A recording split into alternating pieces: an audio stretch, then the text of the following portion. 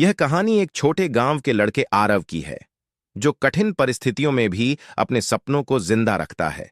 गरीबी, समाज की तानाशाही और आत्मसंदेह की आंधियों में भी वो अपने लक्ष्य की ओर डटा रहता है। भाग 1। बचपन की प्यास। आरव का जन्म एक गरीब किसान परिवार में हुआ था।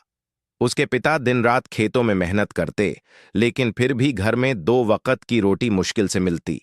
स्कूल की फीस तो दूर, किताबें तक जुटाना कठिन होता। लेकिन आरव की आंखों में कुछ अलग ही चमक थी, एक सपना कुछ बड़ा करने का। एक दिन स्कूल में मास्टर जी ने पूछा, बड़ा होकर क्या बनोगे आरव? आरव बोला, आईएएस अफसर। सारी क्लास हंस पड़ी, लेकिन मास्टर जी की आंखों में गर्व था। भाग 2।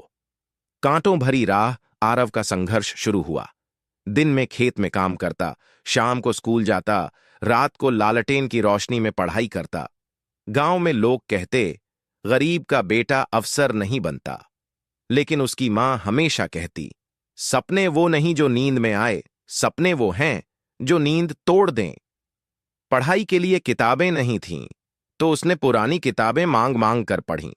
इंटरनेट नहीं था, लेकिन उसके इरादे में आग थी। भाग 3। पहला इम्तिहान। आरव ने पहली बार यूपीएसएससी का एग्जाम दिया, फेल हो गया। लोग बोले, अब तो छोड़ दें। लेकिन आरव बोला, हार वही मानता है जिसे जीत की उम्मीद नहीं होती। दूसरे साल फिर से कोशिश की। इस बार इंटरव्यू तक पहुंचा, लेकिन सिलेक्शन नहीं हुआ। भाग 4।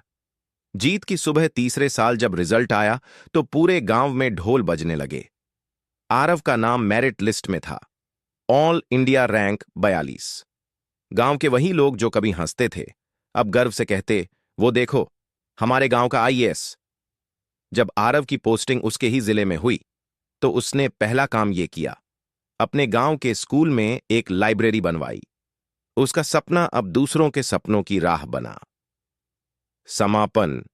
कैमरा आरव के चेहरे पर झूम करता है जब वो कहता है, छांव हमेशा बाहर नहीं मिलती, कभी कभी खुद पेड़ बनना पड़ता है।